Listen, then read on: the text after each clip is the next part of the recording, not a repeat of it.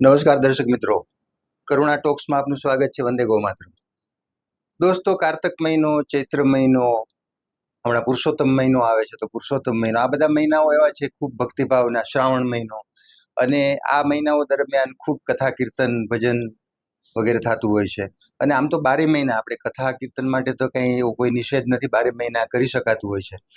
તો આપણે ત્યાં અત્યારે સ્થિતિ એવી છે કે આપણા જે વર્તમાન સમયના કથાકારો છે, એક તો સમાજમાં એમનું સ્થાન ખૂબ ઊંચું છે, ખૂબ ઉચ્ચ સ્થાને બિરાજે છે. વ્યાસપીઠ ઉપરથી જે વાતો કરવામાં આવે છે ને લોકો બહુ શ્રદ્ધાથી ફોલો કરતા હોય છે, અનુસરતા હોય છે. અને એક સમય એવો હતો કે વ્યાસપીઠ ઉપરથી માત્ર આધ્યાત્મિક વાતો થતી. આજે આધ્યાત્મિક સંદેશા તો જાય જ છે સ્વાભાવિક રીતે જ, પણ એની સાથે સાથે સમાજ ઉપયોગી વાતો પણ વ્યાસપીઠ ઉપરથી થતી હોય છે અને લોકો એને બરાબર ઝીલતા હોય છે. જેમ કે કોઈ આધ્યાત્મિક વાત હોય એની સાથે સાથે પર્યાવરણની વાત પણ જાતી હોય, ક્યારેક માતા પિતા વડીલોની સેવાની વાત થતી હોય, ગૌ રક્ષા ગૌ સેવાની વાત થતી હોય, દરેક જીવ પ્રત્યે કરુણા ભાવ રાખવો એવી વાત પણ થતી હોય છે. તો આ બધી વાતો એક ધર્મના સંદેશાની સાથે ભેગી જાતી હોય છે અને લોકો એને બરાબર અનુસરતા હોય છે. તો વાસ્તવમાં અત્યારે તો આ વસ્તુ બહુ જરૂરી છે. તો આ વિષય ઉપર ચર્ચા કરવા એક આંતરરાષ્ટ્રીય કથાકાર ડોક્ટર કવિતાબેન ઠાકર જોશી અત્યારે મારી સાથે સ્ટુડિયોમાં ઉપસ્થિત છે. બેનજી, આપનું સ્વાગત છે. નમસ્તે. નમસ્તે.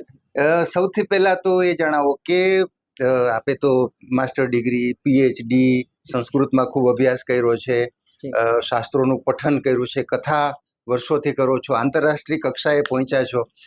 તો ખાસ કરીને કથામાં રસ પડ્યો અથવા તો આધ્યાત્મિકતામાં રસ પડ્યો અથવા તો હવે હું પણ સમાજમાં એક કથાકાર તરીકે પ્રસ્થાપિત થાઉં અથવા તો મારી પાસે જે જ્ઞાન છે એ લોકો સુધી પહોંચાડું, એવી વાત ક્યારે મગજમાં આવી અથવા તો ક્યારે એમ થયું કે હવે મારે આ પણ કરવું જોઈએ?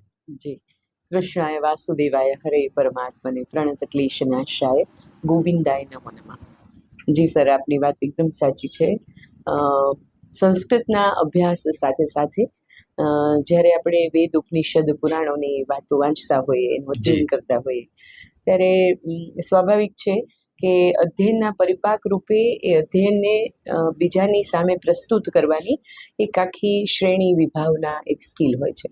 એ અંતર્ગત ધર્મશાસ્ત્રોને સૌથી વધારે લોકભોગ્ય બનાવવા માટે વ્યાસપીઠ એક એવું માધ્યમ છે જે મોટા માસ સુધી પહોંચી શકાડે છે આપણને.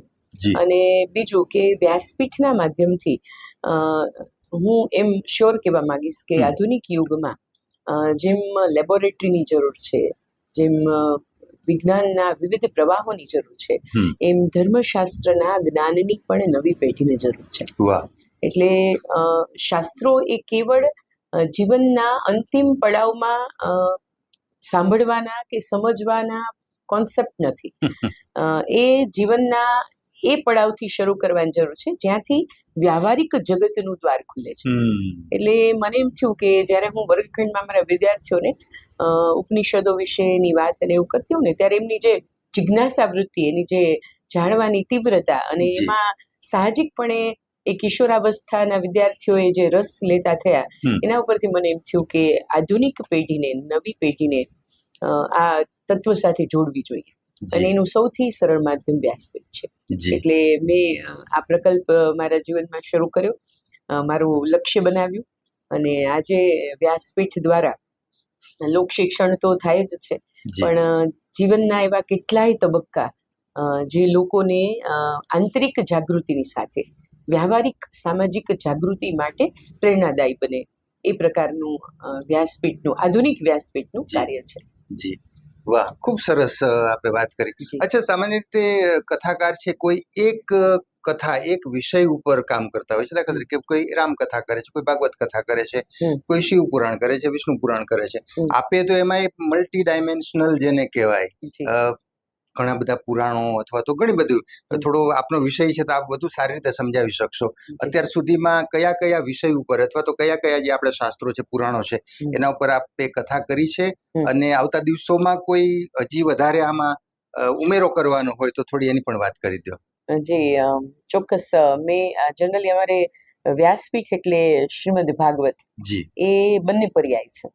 એટલે ભાગવત ઉપર તો ખૂબ કામ કર્યું છે. 8-9 ભાગવત સપ્તાહો વાંચી, પણ હમણાં જ અમે એક પુરાણ સાહિત્યની અંદર જે ભાગવત સિવાયના કેટલાક પુરાણો છે જેમાં ખરેખર ઈશ્વરીય તત્વ સાથે ભક્તિ તત્વ સાથે જીવનના એવા કેટલાય પાસાઓ છે કે જો એને સમજવામાં આવે તો આપણું જે અત્યારનું વર્તમાન જીવન છે એ વિશેષ યોગ્યતાવાળું બને. એટલે હમણાં જ અમે લોકોએ ઇન્ટરનેશનલ કથામાં ઇન્ડોનેશિયા બાલી ખાતે વિષ્ણુ પુરાણ કથાની ચર્ચા કરી. એ અમારો 5 દિવસીય સમારંભ બહુ સરસ રહ્યો અને વિષ્ણુ પુરાણમાં જે વિષય સૂચિ છે એનાથી શ્રોતાઓ અવગત થયા, બધાએ બહુ સારો પ્રતિસાદ આપ્યો, સ્વીકાર્યો. આ ઉપરાંત બીજું આપને કહું કે પર્યાવરણ છે, જળ સંચય યોજના છે, અથવા તો આપણા જે ભારતીય સામાજિક વ્યવસ્થામાં જે કુટુંબ વ્યવસ્થા છે, નો ડાઉટ અત્યારે આધુનિક યુગ પ્રમાણે હવે આપણે ન્યુટ્રલ ફેમિલી તરફ જઈ રહ્યા છીએ, એ પણ એક માંગ છે સમયની. અને પરિवर्तन ही जीवन का न्याय है ऐसा कह सकते हैं. તો પરિવર્તન તો સ્વીકારવું જોઈએ, પણ હું માનું છું ત્યાં સુધી કે આ જેટલી લૌકિક જાગૃતિની વાત છે એ પુરાણ સાહિત્યમાં જે તે સમયે જે તે કથાનકોમાં જે તે અધ્યાયોમાં ચિંતનોમાં ખૂબ સારી રીતે જોવા મળે છે. આપને પર્યાવરણ અંગેની વાત કરું તો અમારા ઋગ્વેદની અંદર એવા કેટલાય બધા સૂક્તો છે કે જેમાં વૃક્ષોની પૂજા છે, નદીઓની પૂજા છે, અગ્નિ તત્વની પૂજા છે, સૂર્યની ઉપાસના છે. તો આ બધા તત્વો આ વર્તમાન જીવનમાં પૂજનીય સ્વરૂપે પૂજાય એ પણ મહત્વના છે. અને એની પાછળ રહેલું જે વૈજ્ઞાનિક તથ્ય છે એ આધુનિક યુવાઓને વધારે સ્પર્શે છે. એટલે એ પણ એક પ્રકલ્પ છે કે ઉપનિષદોમાં રહેલું જ્ઞાન એમના સુધી પહોંચે. નો ડાઉટ સંસ્કૃત ભાષા એ વેદ ભાષા છે, દેવ ભાષા છે. ખૂબ સારા ટ્રાન્સલેશન સંસ્કૃત ભાષાના અનેક ભાષાઓમાં પ્રાપ્ત થાય છે. અને અત્યારે વર્તમાનમાં બોલચાલની ભાષા ન હોવાને કારણે એનું મહત્વ નથી, એ વાત હવે આપણે બહુ સમજી વિચારીને દૂર કરવી પડશે. એટલે બીજા પુરાણો જેમ કે મેં વિષ્ણુ પુરાણની વાત કરી એમ ભવિષ્ય પુરાણ છે, બ્રહ્મ વૈવર્ત પુરાણ છે, એવા કેટલાય પુરાણો છે જેમાં આધુનિક વિશ્વના વિજ્ઞાનના સિદ્ધાંતો જોવા મળે છે. એટલે હવે પછી અને બીજું કે પુરાણો છે ને એ કેવળ કથાનકો નથી, પણ એ તમારી જે ચિંતનશીલતા છે એના એવા પોઈન્ટ છે, એવા એ એલિમેન્ટ્સ છે કે એમાંથી તમે ખૂબ સારું મેળવી શકો. તમને રિસન્ટલી વાત કરું તો અમે લોકો હમણાં જુલાઈમાં શ્રીલંકા જઈએ છીએ. તો રામકથાથી તો સૌ કોઈ પરિચિત છે અને એ રામાયણના કોન્સેપ્ટથી આપણે સૌ પરિચિત છીએ. બરાબર. પણ ત્યાં અમારો એક પ્રકલ્પ છે કે રામકથાની સાથે જે સીતા સ્વરૂપ છે, સ્ત્રીઓ માટે આદર્શ અને આપણા માટે પૂજનીય, તો એ સીતાના 7 સ્વરૂપોની ચર્ચા કયા કયા આધારે, તો એ અમે વિશેષ ત્યાં કરવાના છીએ. એટલે હવે છે ને કથાનકને એક એવો ટચ આપવાની જરૂર છે કે જેની અંદર વ્યવહારિક જગતના સત્યો નવા યુગને સમજાય. ક્યા બાત, વાહ. અચ્છા, હવે આપણે જે મૂળ આજનો આપણો વિષય છે એના ઉપર મારે થોડું પૂછવું છે આપને કે માતા પિતાની સેવા. દરેક આપણા શાસ્ત્રોમાં છેલ્લે તે વાત જ છે, વડીલોની સેવા કરવી, માતા પિતાની સેવા કરવી, એક આદર્શ પુત્ર પુત્રી બની રહેવું. જેમ કે રામ હતા, માનો કે રામાયણની ક્યાંક કથા થાય છે તો ત્યાં રામના દાખલા દ્વારા, ભરતના દાખલા દ્વારા આ બધી વાતો થતી હોય છે. તો આધુનિક સમયમાં થોડા બાળકો ઘણીવાર આપણે એમ કહીએ છીએ કે થોડા ઉશ્કેરાટ વધુ અનુભવે છે, ઉદ્ધત થતા જાય છે, ડિપ્રેશનમાં છે. તો આવા સંજોગોમાં ક્યારેક વડીલોનું સન્માન નથી જાળવાતું. ઘણી વખત ઘરમાં સિનિયર સિટીઝન હોય, વૃદ્ધ હોય, દાદા દાદી, તો ક્યારેક એનું સન્માન નથી જળવાતું. તો કથાના માધ્યમ દ્વારા, જુદા જુદા શાસ્ત્રોના માધ્યમ દ્વારા, જુદા જુદા દાખલાઓ દ્વારા આપણે વ્યાસપીઠ ઉપરથી કયા પ્રકારનો સંદેશો આપતા હોય છે કે લોકોને તરત એમ સીધું કહીએ કે માતા પિતાની સેવા કરવી તો એ તો બધાને ખબર છે નહીં, એમ કોઈ માને કે કેમ. પણ જેને કહેવાય સુગર કોટેડ ક્વિનાઇન આપણે જેને કહેતા હોઈએ છીએ કે કડવાણી છે એ મીઠા પેકેટમાં આપી દેવી, તો કથાના માધ્યમથી આ શક્ય છે. તો આપ લોકો કથાકારો છો બધા, તો એ કેવી રીતે આ વાત યુવાનોને અથવા તો કોઈ પણ બાળકને અથવા તો કોઈ પણ વ્યક્તિને સમજાય, તો એ કેવી રીતે પ્રસ્તુત કરતા હોવ છો? જી, આધુનિક મનોવિજ્ઞાનનો સિદ્ધાંત એમ સમજાવે છે કે બાળક 12-15 વર્ષનું થાય, આપણે ત્યાં પેલી ગુજરાતી કહેવત છે, 12 બુદ્ધિ 16 શાન અને 20 વાન. તો પ્રી ટીન એજ સુધી હમ. બાળ માનસનો ગાળો એવો છે કે જે સિદ્ધાંતો, જે આચરણો અને જે આદર્શો તમે એની વારંવાર એનું ફીડિંગ કરાવતા રહ્યો, એને સમજાવતા રહ્યો, તો મોટપણે એ આદર્શો એના વ્યક્તિત્વમાં, એના સ્વભાવમાં એવી સરસ રીતે વણાઈ જાય છે કે આગળ જતા જે પારિવારિક સંઘર્ષો છે ને એની મેળે જ એ સંઘર્ષો અટકી જાય છે. એટલે અમારી કથાઓ છે, કોઈ પણ કથા લ્યો તમે, રામાયણ લ્યો કે શ્રીમદ ભાગવત લ્યો, કૃષ્ણ ચરિત્ર લ્યો, તો જેમ કે કૃષ્ણ લીલા છે ભાગવતના 10મા સ્કંદમાં પૂર્વાર્ધમાં ભગવાનની જે ગોકુળ લીલા છે, તો એ લીલાઓ દરમિયાન અમે ઘણી વખત એવું કહીએ છીએ કે દરેક માં, ભારતની દરેક માં જો યશોદા બને અને દરેક બાળક જો કૃષ્ણ બને, તો આજે હું કદાચ વધારે પડતું કહું પણ તો વૃદ્ધાશ્રમોની જરૂર નહીં પડે. જેમ મા બાપ પોતાના બાળકને સાચવીને એને મોટા કરે, એને એક વ્યવહાર જગત સાથે જોડે, એમ વડીલોનું વૃદ્ધત્વ પણ બહુ સારી રીતે, ગૌરવપૂર્ણ રીતે ઘરમાં ને ઘરમાં સચવાઈ જવું જોઈએ. એ વાત નાનપણથી જો વિદ્યાર્થીઓને કથાનકોના માધ્યમથી સમજાવવામાં આવશે તો મને એવું લાગે છે કે પછી આગળ જતા કોઈ સમજણના પ્રશ્નો નહીં રહે. અને એક બીજી વાત આપ સૌને કહું, ન્યુટ્રલ ફેમિલી થતું જાય છે, એના ઘણા ડ્રોબેક્સ છે. પેલો ડ્રોબેક્સ તો એ છે, જો પેલા એક બહુ સામાન્ય ઉદાહરણથી સમજીએ કે વડલા, પીપળા અને આસો, પાલવ ને ગુલમોહરની જેવી છાયા હોય ને, એવી ગુલાબના છોડની કે ચંપાના છોડની છાયા નથી હોતી. તો વડીલો છે ને એ એટલો મોટો સુંદર હુંફાળો છાંયો છે. અને અત્યારે આ માધ્યમથી જે યંગ જનરેશન છે, જેના બાળકો હજી મોટા થઈ રહ્યા છે, એમને ખાસ એક વાત કહું કે બહારના જગતનું આક્રમણ આપણા બાળકો પર ત્યારે જ નહીં થાય જ્યારે આપણા બાળકોની આસપાસ વડીલોનું એક સુરક્ષા ચક્ર હશે. દાદી અને દાદા જેટલા શાંતિથી, જેટલા ઝીણવટપૂર્વક બાળકોનો મનોશારીરિક બદલાવનો અભ્યાસ કરી શકે છે ને, એટલો સમય મા બાપ પાસે નથી હોતો. એટલે નો ડાઉટ દાદા દાદીનો વધારે પડતો લાડ કદાચ બાળકના વિકાસમાં અડચણરૂપ બને, પણ હું એવું માનું છું સર કે હવે તો દાદા દાદી પણ, આ જનરેશનના દાદા દાદી એજ્યુકેટેડ છે, વેલ બિહેવ છે, તો એમનું હૂંફ અને એમની જે છત્રછાયા છે ને, એના કારણે અત્યારે સમાજમાં ડિપ્રેશનના, એન્ઝાયટીના અથવા પ્રી ટીન કે પાસ્ટ ટીનમાં જે પ્રકરણો બને છે બાળકોના, બાળકો આમ તો જનરલી હૂંફ મેળવવાના કારણે જ બાર પછી અથડાતા હોય, મિસગાઈડ થતા હોય, તો એ પ્રકારના બધા જ જે કારણો છે ને, એનું મૂળ આપણી જે પારિવારિક પ્રથાનો હાસ થઈ રહ્યો છે ને એમાં છે. એટલે મનુસ્મૃતિ કહે છે, મનુસ્મૃતિ એમ કે છે, માં જન્મ આપે, પિતા પોષણ કરે અને દાદા દાદી છે ને એનું ફ્લાવરિંગ કરે. એટલે મેં આધુનિક ભાષામાં કીધું છે, પણ અને એટલે જ એક સરસ સુભાષિત મને બહુ ગમે છે, અહીં કહી દઉં, પ્રથમે નાર્જિતા વિદ્યા, દ્વિતીય નાર્જિતા ધનમ, તૃતીય નાર્જિતા કીર્તિ, ચતુર્થે કિમ કરિષ્યતિ. એટલે આનો અર્થ એ છે કે જો 1 થી 25 વર્ષમાં વિદ્યા ન મેળવી, 25 થી 50 વર્ષમાં તમે સંપત્તિ ન મેળવી, 50 થી 75 વર્ષમાં તમે કીર્તિ ન મેળવી, તો પછી તો 25 વર્ષ સુધી તમે શું કરશો? 100 વર્ષના જે આપણા આઈડિયલ આયુષ્યની વાત છે. એટલે વ્યાસપીઠ જાગૃતિ લાવવાનું 100% કામ કરે છે. આધુનિક વ્યાસપીઠની આ ફરજ છે અને વ્યાસપીઠને અધિકાર પણ છે કે સમાજને એવી દિશા બતાવે કે જ્યાં આપણું ભારતીય ભવિષ્ય ડામાડોળ ન થઈ જાય, દિશા વિહીન ન થઈ જાય.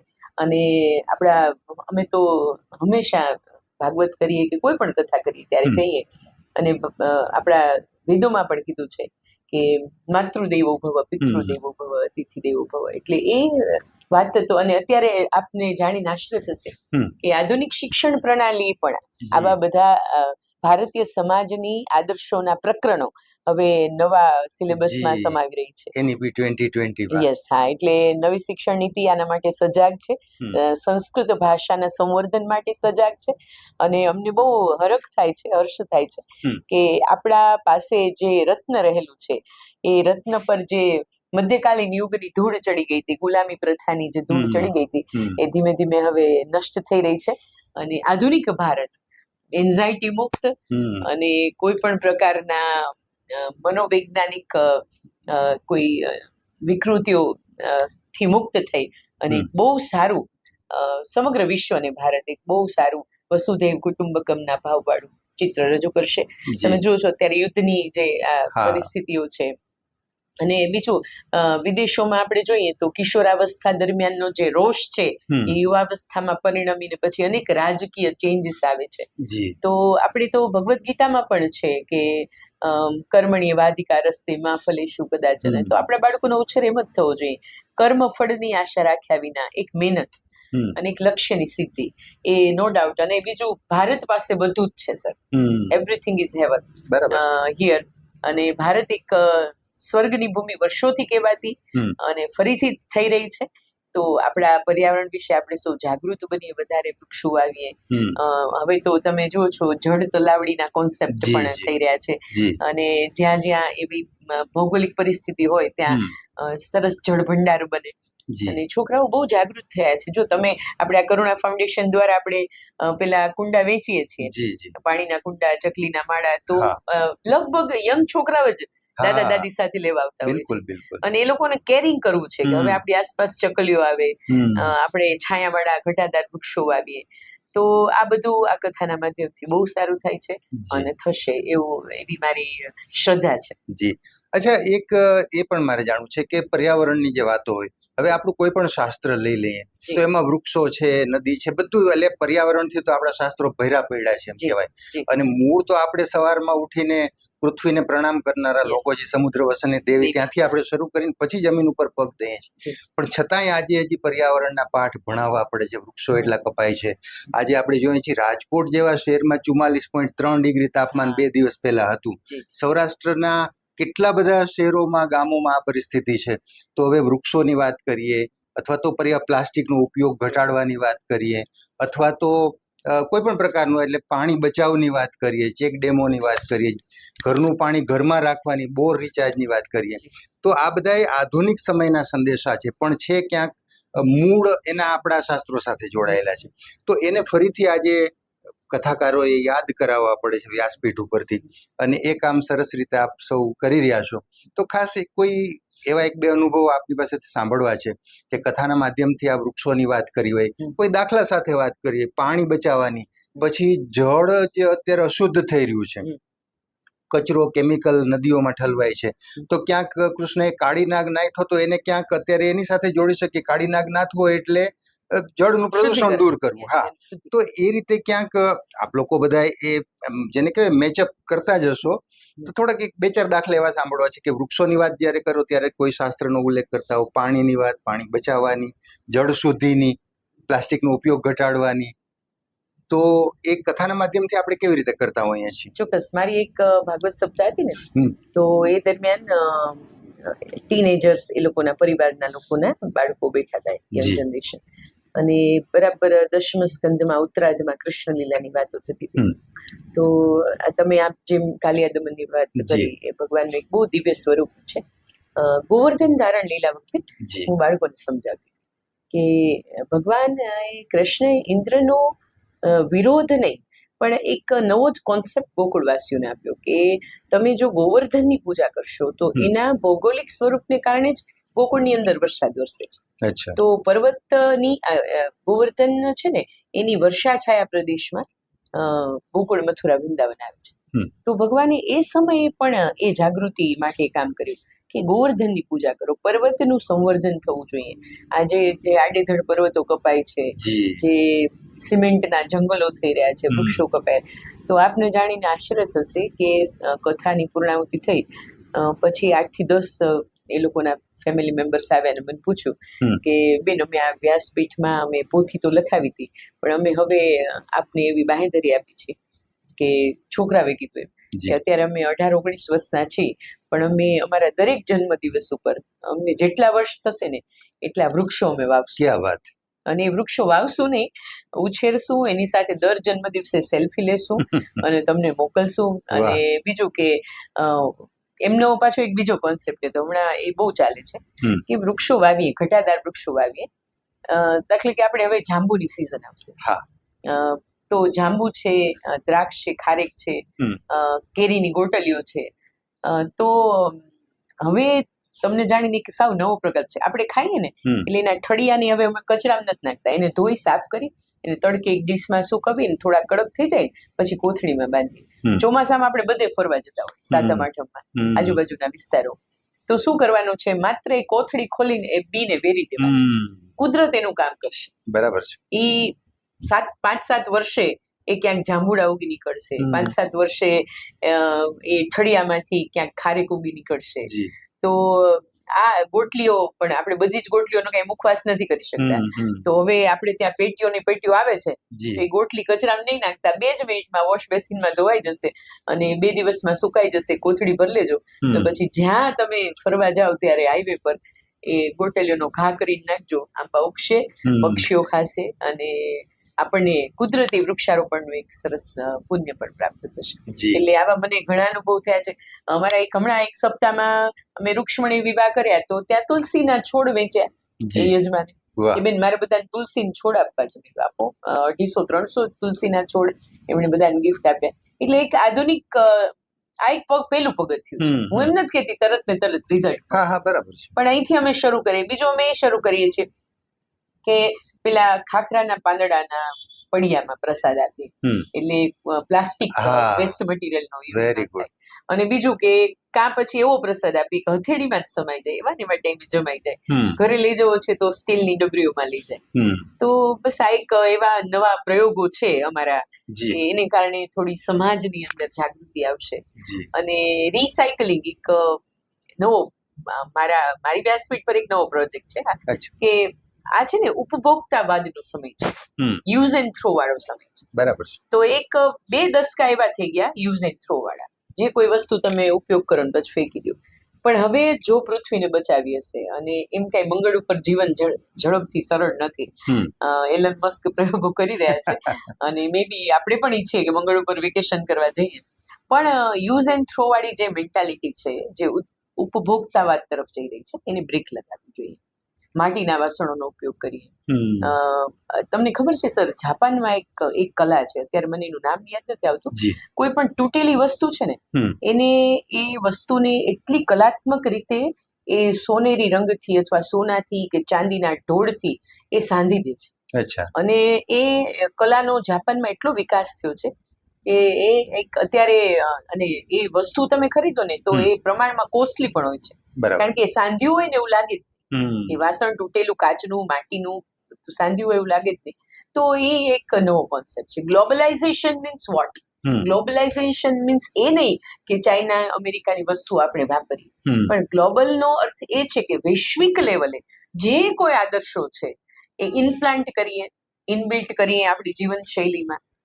આપણે પેલા ક્યાં ડોરમેટ્સ ક્યાં આપણે ખરીદતા? આપણા વડીલો ખરીદતા જ નહીં. એ જૂના ઓછાળમાંથી, ઓશિકાન કવરમાંથી કાપીને ડોરમેટ્સ બનાવતા. બરાબર છે. તો એ કરકસર કરવી એ દુર્ગુણ નથી. અત્યારના આધુનિક યુગમાં કરકસર કરતા પણ હું એને એમ કહું, એને રિનોવેશન કરવું, રિક્રિએટ કરવું અથવા તો રીજનરેટ કરવું, આ 3 શબ્દો સાથે એને જોડીએ તો આધુનિક પેઢી તો તૈયાર જ છે કોઈ પણ પ્રકારના નવા આયામને સ્વીકારવા. અને એનામાં સ્કિલ પણ છે, બાળકોની અંદર એ સ્કિલ પણ છે. આપણે ભણ્યા ત્યારે જૂના બુક્સના પાછળના પેજ લઈને પછી એનું બાઇન્ડિંગ કરી રફ નોટ બનાવતા. હા, તો એ કોન્સેપ્ટ ક્યાં ખોટો છે? બરાબર છે. અને બીજું કે એટલે આ ઉપભોક્તાવાદ જે આપણે અત્યારે જોઈએ ને સર, તો સમાજના 2 ભાગ જ છે.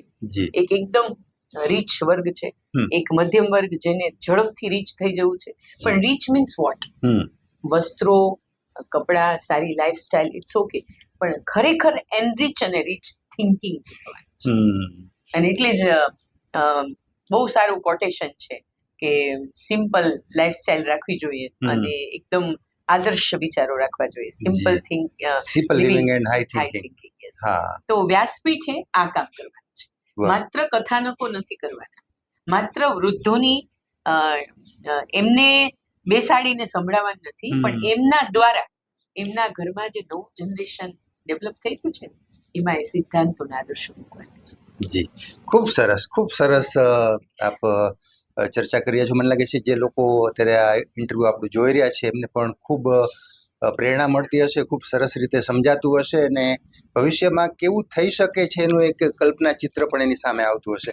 અચ્છા, એક મુદ્દો એ આવે છે, જીવદયાની વાત આવે તો અત્યારે માણસ થોડો સ્વાર્થી થઈ ગયો છે અને બસ હું અને મારો પરિવાર અથવા તો બસ હું અને મારું એક સર્કલ, એની આગળ કાંઈ નથી વિચારતો. વાસ્તવમાં તો એક આખી કુદરતે એક સાયકલ, એક સાંકળ તૈયાર કરી છે અને એમાં બધા જીવો આવી જાય છે, એકબીજા ઉપર આધારિત હોય છે.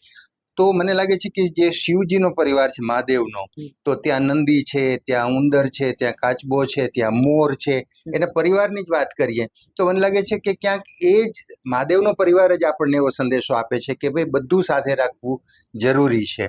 તો તમામ જીવો પ્રત્યે કરુણા રાખવી તો કથાનકો દ્વારા અથવા તો આ પ્રકારના શાસ્ત્રો દ્વારા એ સંદેશો પણ લોકોને મળતો જ હશે અને કથાકારો મોટે ભાગે આપતા જ હશે. તો આપનો કોઈ એવો અનુભવ હોય અથવા તો લોકોને અત્યારે પણ આપ કઈ એ વિષય ઉપર કહેવા માંગતા હો? ચોક્કસ. અમારે ત્યાં બહુ સરસ કીર્તન છે અને નાના બાળકો બહુ સરસ ગાય. છોટી છોટી ગૈયા, છોટી છોટી ગ્વાલ, છોટો સુમેરો મદન ગોપાલ. મારું વ્યાસપીઠ પરથી તો જ્યારે મને વાત કરવાનો મોકો મળે ત્યારે જે પંચગવ્ય મહત્વ છે એ અમે વાત કરતા જ હોઈએ છીએ. ખરેખર અમારા ભાગવતના છે ને પ્રથમ સ્કંદમાં પૃથ્વી એ ગાય સ્વરૂપા બતાવી છે. પંચગવ્યનું તમે વૈજ્ઞાનિક સિદ્ધાંત જુઓ તો એક માત્ર એવો નેચરલ સોર્સ છે જે તમારા મનોચેતસિક જે તમારું માળખું છે ને એને શુદ્ધ કરે છે. એટલે હવે આપને ખ્યાલ જ હશે, છતાં આના માધ્યમથી કહું, હવે તો ગાયોના છાણમાંથી પેલી સરસ મજાની ટીકડીઓ બને છે, અગરબત્તીઓ બને, 300 થી વધુ પ્રોડક્ટ્સ બને છે. ઘણી પ્રોડક્ટ્સ બને છે જે આપણા રોજબરોજ જીવનમાં ઉપયોગી છે. એટલે એક સજેશન બહુ સારું છે કે હવે ભાગવત સપ્તાહ જ્યાં થાય ત્યાં તો આધુનિક આપણી જે સમાજ રચના છે, શહેર છે, એમાં તો ગાયોને વ્યાસપીઠ સુધી લઈ આવી ક્યારેક અઘરી પડે, ક્યારેક સ્ટીલ એઝ ઇઝી અવેલેબલ હોય. પણ હું એવો પ્રકલ્પ ચોક્કસ વિચારું કે મારા જે વ્યાસપીઠમાં જે લોકોએ પોથી પધરાવી હોય એ લોકો 7 દિવસ દરમિયાન સમગ્ર કુટુંબ સાથે કોઈ પણ ગૌશાળામાં જઈ અને આખા દિવસમાં એક વખત ગૌ સેવા કરે. તો જે એના બાળકો છે ને એનાથી એટેચ થશે. ને આ માધ્યમથી સર હું એ કહેવા માંગુ છું કે જે કિન્ડર ગાર્ડન્સ છે, જે પ્રી સ્કૂલ્સ આપણો કોન્સેપ્ટ છે, બહુ સરસ કોન્સેપ્ટ છે, હવે વધી રહ્યો છે. 3.5 વર્ષના છોકરાઓ હવે શિક્ષણ તરફ બહુ સિરિયસ થયા છે. તો દરેક શિક્ષણ સંસ્થા સાથે જોડાયેલા વ્યક્તિઓને એક નમ્ર વિનંતી છે મારી કે મહિને એક વખત ગૌશાળાની વિઝિટ બાળકોને કરાવવી જોઈએ. એને ખ્યાલ આવવો જોઈએ કે ગાયોના કેટલા રંગ છે, માત્ર પાઠ્યપુસ્તકમાં નહીં, માત્ર આપણા જે આધુનિક બોર્ડ છે એમાં જ નહીં, પણ એને એક વખત ગૌશાળા, ગાયનો સ્પર્શ છે, એના શિંગડાનો શેપ છે, એનું મોઢું છે, એ કઈ રીતે ખાય છે, એનું દૂધ દોવાની પ્રક્રિયા કઈ રીતે થાય છે. એટલે છે ને ગંદુ છે, છોછ રાખવો, વાસ આવે છે, આ બધું જ વસ્તુ એની વેળે નીકળી જશે અને બાળકો નાનપણથી જ પર્યાવરણ પ્રત્યે, ગાયો પ્રત્યે જાગૃત થશે. એટલે અત્યારે તો ગૌશાળા કેટલી આધુનિક થઈ ગઈ છે, એકદમ સ્વચ્છ હોય છે અને ત્યાંની જે દૂધ લેવાની પ્રક્રિયા વૈજ્ઞાનિક, ગાયોને અત્યારે ગરમીમાં પંખા, કુલર, અને એ લોકોને ઘણી વખત ઘણા બધા લોકો તરબૂચ, કેરીનો પ્રસાદ, ગાયોને બહુ સારી અનાજમાંથી બનેલા લાડુ, રોટલીઓ, ઘાસ. તો આ છે ને બાળકોના હાથે થવું જોઈએ અને એક પ્રકલ્પ જ હોવો જોઈએ કે મહિને કે 2 મહિને એક વખત સરસ રીતે ગૌશાળામાં વિઝિટ કરાવી અને ગાયો સાથેનું એનું તાદાત્મ્ય. તો જ છે ને કેવળ વાતો કરવાથી જાગૃતિ નહીં આવે, આ બધા પગલાઓ ભરવાથી એમાં વિશેષ આપણે એને જોડી શકશું. મારો હેતુ એ જ છે કે આધુનિક પરિવેશમાં આપણા જે શાસ્ત્રોએ, પુરાણોમાં અને શાસ્ત્રોમાં જે સિદ્ધાંતો કીધા છે, જે આદર્શો કીધા છે, જે આપણી બેઝિક લાઈફસ્ટાઈલ છે, એને હવે આવી રીતે સ્કિલમાં કન્વર્ટ કરીને લોકો સુધી પહોંચાડવું. વાહ, ખૂબ સરસ વાત આપે કરી. અચ્છા, અત્યારે ખાસ કરીને જે ટીનેજર છે અથવા તો જે યુથ છે, એની જે ભોજનની સ્ટાઇલ છે, ઢબ છે અથવા વાનગી છે આપણી થાળીની, એ બદલાતી જાય છે. બરાબર. ફાસ્ટ ફૂડ, જંક ફૂડ જે શરીર માટે ક્યાંક ને ક્યાંક નુકસાન કરતા છે લાંબે ગાળે, પણ હવે એક જીભનો ચટકો એવો લાગી ગયો છે. આપણે નાના હતા તો શિંગદાળિયા ખાતા હતા, ખજૂર ખાતા હતા. આજે છોકરાઓને એવું કંઈ ભાવતું જ નથી. એને તો એક SMS કરે છે ને ઘેરે પેલો બાઇક ઉપર આપી જાય છે પડીકું, અને એસીથી ફિંગર ચિપ્સ વગેરે ખાય છે. રાત્રે 2 વાગે પણ આ સર્વિસ ચાલુ હોય છે, તો રાત્રે 2 વાગે પણ લોકો આવું બધું ખાતા હોય છે, પીઝા વગેરે. તો આપણી જે ગુજરાતી થાળી છે અથવા સાત્વિક જે ભોજન છે, આપણે ગુજરાતમાં રહીએ છીએ એટલે દાળ ભાત શાક રોટલી ફરસાણ મીઠાઈ ખાવા વાળા લોકો છે, અથાણા પાપડ વગેરે, તો એમાં બધું જ છે. વૈજ્ઞાનિક રીતે જોઈએ તો બધું જ છે, પણ છતાંય હવે એક નવી પેઢીને એક ચટકો લાગી ગયો છે. આપણે ત્યારે બાળકૃષ્ણને યાદ નથી કરતા કે માખણ ખાતા હતા, ચોરી કરીને માખણ ખાતા હતા. તો આ બધી વાતો કથાના માધ્યમથી અત્યારે યુથનો, ટીનેજરનો જે થાળી છે એ સુધારવાની જરૂર છે. મને લાગે છે ક્યાંક ને ક્યાંક મીડિયા તરીકે અમારી ફરજ છે, કથાકારો તરીકે આપ સૌની પણ ફરજ છે. હું આપને અહીંયા એક સરસ વાત કરીશ. લગભગ 24 વર્ષ થયા હું કિશોરાવસ્થાના બાળકો, એટલે 24 જનરેશન મારી પાસેથી નીકળી ગયા છે. વાહ. તો હું અઠવાડિયે કે બીજા દિવસે એમને પૂછું, આજ તમે શું જમ્યા, સાંજે શું જમ્યા, નાસ્તો શું લાવ્યા છો. નાસ્તામાં અમે થોડો પ્રોટોકોલ રાખીએ છીએ કે રાંધેલું ઘરનો ખોરાક. જી. એક બહુ સહજ વાત કહું, બાળક હંમેશા છે ને જેવું જોવે છે ને એવું કરે છે. જી. કારણ કે સૌથી વધારે બાળ માનસની જે મનોવૈજ્ઞાનિક પ્રક્રિયા છે ને, એ જોવું, અનુભવવું અને શીખવું, આ 3 તત્વો પર આધારિત છે. જી. એટલે અને મનોવૈજ્ઞાનિકોએ તો ખૂબ કીધું છે પોતાના સંશોધનોમાં, અને એક એ વસ્તુ વડીલોએ કીધી છે કે બહુ કે કરવાથી પરિવર્તન નથી આવતું, પણ એની જ સામે અનુકરણ જોઈને કરવાથી એનામાં પરિવર્તન આવે. એટલે આપણી હવે જો તમે જો એટલી બધી મહિલાઓની પણ લાઈફસ્ટાઈલ એવી બધી ક્રુશિયલ થઈ ગઈ છે. બહારનું ટેન્શન, ઘરનું ટેન્શન, પોતે હવે માત્ર ગૃહિણી નથી, એને ઘણા બધા પોતાના રોલ ભજવવાના હોય છે. એટલે ધીમે ધીમે છે ને થાળી નેરો થઈ ગઈ છે. આજથી 20 વર્ષ પહેલા આપણે જમતા ને તો જનરલી દાળ ભાત શાક રોટલી સંભારો પાપડ છાસ ચટણી એકાદી અને કાકડી ટમેટા સીઝન પ્રમાણે કચુંબર. આપણે એને બહુ ડેકોરેટ ન કરતા, પણ એ કાકડીના 4-5 પતિકાન, ક્યારેક ગાજર ને ક્યારેક મૂળો. તો એ મિનિમાઇઝ થતું ગયું ને એમ પેલું મેક્સિમાઇઝ થતું ગયું બોલાવાનું અને ત્યાંથી જમવાનું. માટે તમે જો પીઝા છે એ ઇટલીનો બેઝ છે, એ આપણે જેમ રોટલા છે એમ ત્યાં એ પીઝા છે, અને એ એના દેશની ખાસિયત છે. પણ હવે હું બહુ ખુશ છું ભાઈ એક વાત સરસ કહીને, કે આધુનિક મમ્મીઓ એટલી સુપર રીચ મમ્મીઓ છે, નોલેજેબલ છે. બધી મમ્મીઓને ખૂબ ખૂબ ધન્યવાદ કે એ લોકો પીઝા બેઝ બાળકોને ફ્રૂટ્સ વેજીટેબલ્સ ન્યુટ્રિશન ખવડાવે છે. Very nice. અને હું એ બધી જ મમ્મીને કોંગ્રેચ્યુલેટ કરું છું કે જે પોતાના બાળકના ખોરાક પ્રત્યે જાગૃત છે. એટલે કીધ કરવાથી કશું નહીં મળે, પેલા એને આપણે ઇન્વોલ્વ કરીને ઉદાહરણ આપવું પડશે. એટલે અમે લોકો જનરલી અમારે ભાગવતમાં પ્રસાદો હોય, જમવાનું કંઈ હોય છે તે લસણ ડુંગળીનો ઉપયોગ તો જનરલી ન જ હોય, પણ બધા પ્રેમથી જમીએ અને સરસ મજાની થાળી તો ટીનેજર્સ જમે છે આરામથી. એટલે આના માધ્યમથી ના, પણ અમારી જવાબદારી છે, આપણે કીધું હવે અમે બહુ થોડા વધારે સાવચેત રહીશું કે રેડી ટુ ઇટ છે ને એક હાર્મફુલ થિંગ્સ છે. એટલે ઘરે બનાવેલું જમીએ. અને આપ પણ બહુ સાચા છો, કઢી ખીચડી તો એક્ઝિટ જ થઈ ગઈ છે. એ તો હવે તમે વિચાર કરો કે કઢી ખીચડી જો આંતરરાષ્ટ્રીય સ્તરે કે રાષ્ટ્રીય સ્તરે ભારતની ઓળખ ખીચડી બને તો આપણા રસોડામાંથી એ એક્ઝિટ થઈ ગઈ છે. પણ એ ધીમે ધીમે મને એવું લાગે છે કે જાગૃતિ આવવાથી ખોરાક અંગેની, અને ભગવાને કીધું છે ને અહમ વૈશ્વાનરો ભૂત્વા પ્રાણીનામ દેહમાશ્રિત પ્રાણાપાન સમાયુક્તમ પચામ્યહમ ચતુર્વિધમ. તો એક પણ કોન્સેપ્ટ હું કથામાં સમજાવું કે આપણી જઠરાગ્નિ પણ ઈશ્વરનું સ્વરૂપ છે, તો એમાં એ જ નાખો જે ઈશ્વરને ધરાવી શકે. બરાબર. એટલે નો ડાઉટ છોકરાઓને થોડું ટેસ્ટી ખાવાની ઈચ્છા હોય, ખાઓ, સેન્ડવિચ ખાઓ, આતે ખાઓ, પણ લિમિટેડ, રોજે નહીં. પણ ભગવાનને સમર્પિત કરું છું એ ભાવથી જ્યારે આપણે કશું જમીએ ને ત્યારે આપોઆપ એ ખોરાકનું શુદ્ધિકરણ એમાં આવી જાય છે. જી.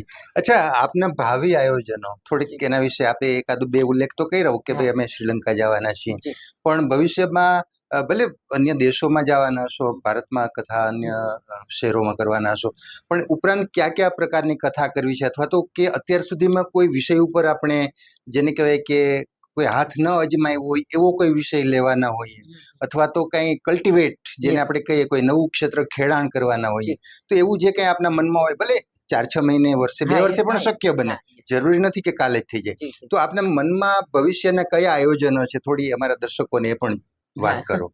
જી, અમારી ડોમેસ્ટિક કથાઓ તો ચાલે જ છે અહીંયા. જેમ કે હમણાં હું વૃંદાવન જાઉં છું 19મી તારીખે. ત્યાં વૃંદાવનમાં શ્રીમદ ભાગવત છે. ત્યારબાદ રાજકોટમાં 2 સપ્તાહો છે. અચ્છા. શ્રીલંકા મેં આપને કીધું એમ જુલાઈમાં. જી. ત્યારબાદ 7મ-8મની રજાઓમાં સમુદ્ર મંથનની કથા સમુદ્રમાં. વાહ વાહ. જી, અમે ક્રૂઝની અંદર એક સુંદર આયોજન કરવા જઈ રહ્યા છીએ. વાહ. 6 night 7 days, Bombay to Goa, Goa to Lakshadweep અને લક્ષદ્વીપ ટુ બોમ્બે. એ મુસાફરી ક્રૂઝમાં કરશું અને ઇન બિટવીન ક્રૂઝની જે ઇન્ટરડેક છે ત્યાં 150-200 લોકો બેસી શકે એવી વ્યવસ્થા હોય છે. તો ત્યાં સમુદ્ર મંથનની કથા આદરણીય પ્રાતસ્મરણીય પૂજ્ય મોરારી બાપુશ્રીએ બહુ સારો પોતાના જીવનને પ્રકલ્પના માધ્યમથી એમને એક નવો જ મોડ આપ્યો છે. અમારા માટે એ આદર્શ છે. બાપુએ જેમ પંચતત્વોમાં કથા કરી એમ પૃથ્વી પર તો કથા થઈ જ છે. તો હવે મારી પણ એક એલિમેન્ટ સમુદ્ર જળ કથાની આ વિચારસરણી છે. ત્યારબાદ અમે લોકો વિયેતનામ અને ભૂતાન, આ બધા અમારા ડેસ્ટિનેશન છે હવે પછીની કથાઓના. અને ડોમેસ્ટિક ડેસ્ટિનેશનમાં ખાસ કરીને જગન્નાથપુરી, ત્યારબાદ નેપાળની અંદર કામાખ્યા દેવી, જેમાં દેવી ભાગવતનું આયોજન છે. અને ત્યારબાદ યુરોપ કન્ટ્રીઝની અંદર ભવિષ્ય પુરાણ છે, બ્રહ્મવૈવર્ત પુરાણ છે, ગર્ગ સંહિતા છે. આ બધા કોન્સેપ્ટ એવા છે કે લોકોને ખબર નથી.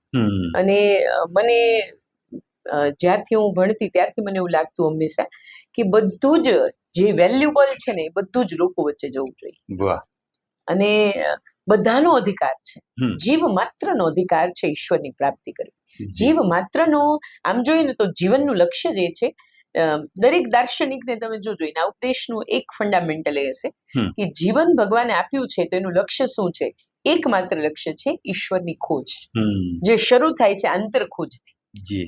એટલે સેલ્ફ રિયલાઇઝેશનથી સ્ટાર્ટ કરી અને એ સ્પિરિચ્યુઅલ જર્ની આપણી સુપ્રીમ તત્વ સુધી જઈએ. એ દરેક તમે જો કોઈ પણ વિજ્ઞાનનો એ મૂળભૂત સિદ્ધાંત, આધ્યાત્મિકતાનો મૂળભૂત સિદ્ધાંત, એટલે એનરીચ કરવાની છે. આ જીવન છે કે માત્ર ખાવા પીવા, બેસવા ઉઠવા, હસવા રડવા, સંબંધો બનાવવા તોડવા, જન્મવું અને મૃત્યુ પામવું એ નથી.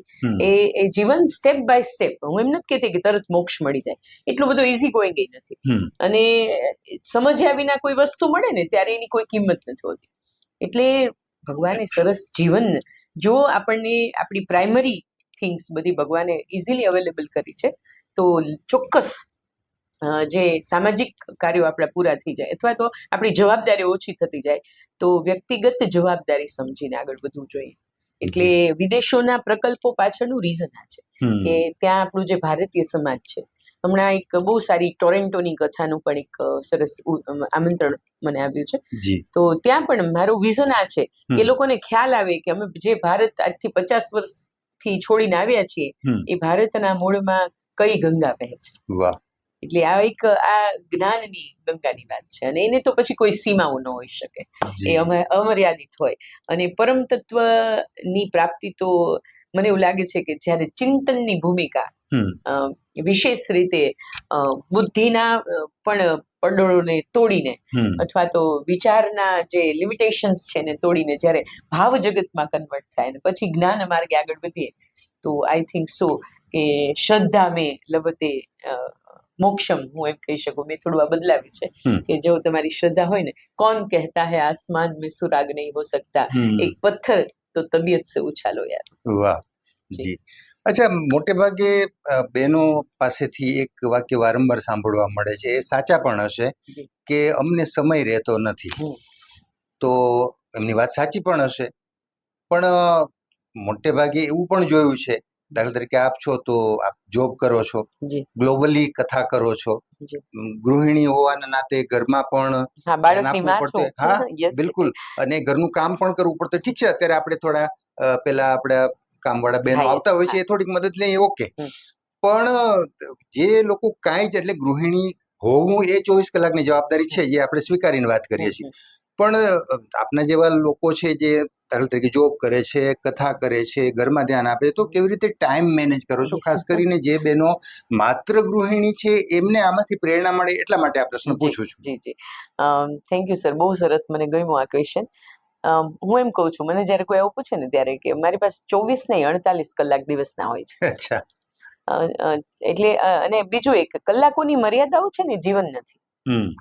બીજું કે રૂટીન જીવન, ગૃહિણી તરીકેનું જીવન એવું છે ને કે તમે જો એમાં ને એમાં પડ્યા રહો ને તો દિવસ રાત, સવાર બપોર સાંજ એકની એક પ્રક્રિયા, પણ એ પ્રક્રિયાની સાથે સાથે જાગૃતિ જે છે આપણી ચૈતસિક જાગૃતિ વિચાર. આજે હું વિદ્યાર્થી અવસ્થાથી અત્યાર સુધી મેં મારા જીવનનો એક પ્રકલ્પ રાખ્યો છે કે રોજ 1.5-2 કલાક તો કશું વાંચવું છે. અચ્છા. અને એની હાવ કન્ડિશન હું બપોરે સમય ચોરી લઉં, ક્યારેક રાત્રે ચોરી લઉં. કેટલાય બધા મારે ત્યાં પણ મહેમાનો આવે છે, તો મહેમાનોની સરસ મજાની સરભરા કરી પછી એ લોકો આરામમાં હોય ત્યારે હું એ કામ કરી લઉં. અત્યારે છે ને આધુનિક સમાજમાં એક ખબર નહીં એક શોખ છે, આરામનો શોખ, એ ત્યાજવો જોઈએ. બરાબર. શરીરને જેટલું આરામ આપીએ છીએ ને એટલી આપણે બીમારીઓને નોતરીએ છીએ. આ શરીર યંત્ર છે અને આત્મા છે એ આપણું એક એવું ડિવાઇસ છે કે એને નિત નવીન રાખવા માટે વૈચારિક જાગૃતિ, ઇન્ટરનલ સ્પિરિચ્યુઆલિટી, આપણી જે સ્ફૂર્તિ, નવું જાણવાની જિજ્ઞાસા અને વાંચન તો અનબિલીવેબલ. એ તો એક સરસ વાત છે, ગુરુજીએ એક વિદ્યાર્થીને કીધું કે વાંચવું જોઈએ. તો એક વિદ્યાર્થી આવ્યો, ગુરુજી હું વાંચું છું, ખૂબ વાંચું છું, કશું યાદ નથી રહેતું. એટલે ગુરુજી કે જો સામે ખૂણામાં એક ચારણી પડી છે, વર્ષો સુધી પડી છે, જા લઈ આવ ને એમાં નદીનું પાણી ભરી આવ. તો ઓલો તો એમ થયું કે કશું હશે આમાં, તો પાણી લઈને ત્યાં તો પાણી તો ચારણીમાં તો કેમ આવે? તો આવું 10-15 વખત ગુરુજી કીધું, ના હજી ભરી આવ. ઓલો થાક્યો, એ ગુરુજી આ ચારણીમાં પાણી નથી આવતું, મેં તમને કીધું નહીં, પણ હવે ગુરુજી કે ઓકે પાણી નથી આવતું, પણ જો તે પહેલી વખત ચારણી પકડી હતી ને અત્યારની ચારણી, એમાં શું ફેર છે? અરે કે ચકચકાટ મારે છે, ચોખ્ખી થઈ ગઈ. તો વાંચન છે ને એ આપણી વિચાર પ્રક્રિયાને ચોખ્ખું કરે છે. ઇટ ડઝન્ટ મેટર કે આપણે બધું યાદ રાખવાનું, અને એવું પણ માનવાનું નથી કે આપણી પાસે સ્મરણ શક્તિનો એવડો મોટો ભંડાર હોય કે જે વાંચે યાદ રહી જાય. પણ સારી રીતે વાંચેલું, અનુભવેલું, જાત સાથે એટેચ કરેલી વસ્તુ જ્યારે મુશ્કેલીમાં હોય ને ત્યારે આપણી અંદરથી જ એનો ઉકેલ આપણને મળે છે. એટલે આધુનિક ગૃહિણીઓ, આપ જોબ કરો, વેલ એજ્યુકેટેડ થાવ, બહુ સારું લાઈફસ્ટાઈલ એન્જોય કરો, પણ તમારી આંતરિક ચેતનાને, તમારી જે એનરિચમેન્ટ છે વૈચારિક, એને ડેવલપ કરવા માટે 15-20 મિનિટ કાઢવી જોઈએ. અને હવે ટીવીની જગ્યા નેટફ્લિક્સે લીધી છે, તો મારે ચોક્કસ એ કહેવું જોઈએ કે મનનું મનોરંજન એ આ નેટફ્લિક્સ કે આ કાંઈ કરતા પણ મનનું મનોરંજન એવું હોવું જોઈએ કે જેમાંથી આપણી ચેતના આવિર્ભૂત થાય. અને આજે નવી ગૃહિણીઓ જીમમાં જાય છે, જવું જોઈએ, હેલ્થ કોન્શિયસ છે, ઓફકોર્સ ફૂડ માટે પણ હેલ્થ કોન્શિયસ છો આપ સૌ, પણ આની સાથે સાથે થોડું ચિંતન, વાંચન, અને હવે તો ઈ બુક પણ અવેલેબલ છે. તમને વાંચવું નથી ગમતું તો ઇયરફોન્સ લ્યો, ઇયરબડ્સ લ્યો, તમે તમારા મોબાઈલની અંદર એપ ડાઉનલોડ કરો, રોટલી બનાવતા બનાવતા, શાક વઘારતા કરતા 30 મિનિટનો કોઈ સારો એપિસોડ સાંભળી લ્યો, તો સમય છે ને ઘટતો જ નથી. આપણો એપ્રોચ એવો છે કે 24 કલાક ટૂંકા પડે છે. વાહ, ખૂબ સરસ, ખૂબ સરસ મેસેજ ખાસ કરીને બહેનો માટે આવ્યો છે. અચ્છા, આપ વ્યસ્તતા વચ્ચે પણ અમારા સ્ટુડિયોમાં આવ્યા અને સરસ મજાની વાતો કરી, એટલે આપનો ખૂબ ખૂબ આભાર તો વ્યક્ત કરું છું. સાથે સાથે એક અમારા દર્શકોને એક સરસ મજાનો સંદેશો આપી દો, એટલે તમામ દર્શકોને આપણે જે ચર્ચા કરી એનો કોઈ સાર અથવા તો કોઈ પણ જે આપી છો તે એક સંદેશો સરસ મજાનો આપી દો. થેન્ક યુ નિલેશભાઈ, આપે મને સ્ટુડિયોમાં બોલાવી અને આવી સરસ તક આપી. સંદેશો મારે એ આપવો છે, ઈશ્વરે જીવન જીવવા માટે આપ્યું છે, અને એ જીવનને એણે જે આપ્યું છે ને એનાથી ખૂબ ઉન્નત કરી અને પાછું એને સોંપવાનું છે. અને ભગવાને ગીતામાં કીધું છે, જાતસ્ય હિ ધ્રુવો મૃત્યુ ધ્રુવ જન્મ મૃતસ્ય ચ ન તસ્માદ પરિહાર્યર્થે ન ત્વમ સૂચિતું મરસી. એટલે જન્મ અને મૃત્યુ એ ભગવાન તરફથી મળેલી ગિફ્ટ છે. ઈશ્વરે આપણને લાઇવલીહુડ બહુ સરળ આપ્યું હોય તો આપણા જીવનને ખૂબ ઉન્નત લઈ જવું જોઈએ. સામાજિક સેવા, પર્યાવરણની જાગૃતિ, જળ સંચય એક ગ્લાસથી કામ પતતું હોય તો એક ડોલ વેડફી ન નાખીએ. અને અત્યારે તો સોલાર એનર્જીનું બહુ સારું કામ થાય છે. દરિયાના ખારા પાણીને મીઠું કરવાના પ્રોજેક્ટ્સ છે. આપણે ધરતીને ઉલેચીને તેલ કાઢી રહ્યા છીએ. અને હજી આ સૂર્ય કરોડો વર્ષો સુધી અસ્તિત્વમાં રહેવાનો છે. અને પછી પણ આખી કોસ્મોસ એવું છે કે બ્રહ્માંડ સ્વમાંથી જ નિર્મિત થઈ સ્વની અંદર જ નિર્ભૂત થાય. ઓમ પૂર્ણમદઃ પૂર્ણમિદં પૂર્ણાત પૂર્ણમુદચ્યતે પૂર્ણસ્ય પૂર્ણમાદાય પૂર્ણમેવાવશિષ્યતે. એટલે કોઈ પણ નિરાશા રાખ્યા વિના ખૂબ સારી રીતે જીવવું જોઈએ, બીજાને મદદ કરવી જોઈએ, પર્યાવરણની જાગૃતિ, મા બાપની સેવા કરીએ, વૃક્ષો વાવીએ, જળ તલાવડીઓ બનાવીએ. કરુણા ફાઉન્ડેશન જે રીતે એનિમલ હેલ્પલાઇનના કાર્યો કરે છે એમાં આપણે થોડું યોગદાન આપીએ. અમારી ઓફિસે આપ સૌ પધારો. અહીંના ઘણા સારા એવા પ્રોજેક્ટ્સ છે કે જેમાં તમે ઇન્વોલ્વ થઈ શકો. ઈશ્વરે આપણને ધન કેવળ આપણા માટે નથી આપ્યું, એ બધા માટે છે. અને આવો સારો સંદેશ સાથે સૌ સર્વે ભવંતુ સુખિનઃ સર્વે સંતુ નિરામયા સર્વે ભદ્રાણી પશ્યંતુ મા કશ્ચિત દુઃખભાગ ભવેત. આ સંદેશ સાથે હું મારી વાતને અહીંયા વિરામ આપું. જી, આપનો ખૂબ ખૂબ ફરીથી આભાર વ્યક્ત કરું છું. તો દર્શક મિત્રો, આપણે આંતરરાષ્ટ્રીય કથાકાર ડૉક્ટર કવિતાબેન ઠાકર જોશી પાસેથી બહુ સરસ મજાની વાતો સાંભળી. એમાં ઘણી વખત આપણે એવું માનતા હોય કે ભાઈ ધર્મની વાતો છે, ના તો આપણું કામ નથી, ના તો 65 વર્ષ પછી સાંભળવાનું છે. ના, એ બધા જ ખ્યાલ હવે ખોટા છે અને એમણે બધા જ ખ્યાલો દૂર કરી દીધા. અને કથાના માધ્યમથી વ્યાસપીઠ ઉપરથી કેવા સંદેશા, સમાજ ઉપયોગી સંદેશા, ટીનેજરથી માંડી અને સિનિયર સિટીઝન સુધીના લોકોને કેવા સંદેશા અત્યારે મળવા જોઈએ એવા વ્યાસપીઠ ઉપરથી મળી રહ્યા છે. એમના દ્વારા પણ આપવામાં આવી રહ્યા છે અને ગ્લોબલી પોતે કથા કરે છે, એટલે ગ્લોબલી આ સંદેશા અત્યારે જઈ રહ્યા છે. ફરીથી એમનો આભાર વ્યક્ત કરી અને ફરી પાછા કોઈ નવા વિષય સાથે, નવા વિષયના તજજ્ઞ સાથે મુલાકાત કરશું. ત્યાં સુધી રજા આપશો. નમસ્કાર.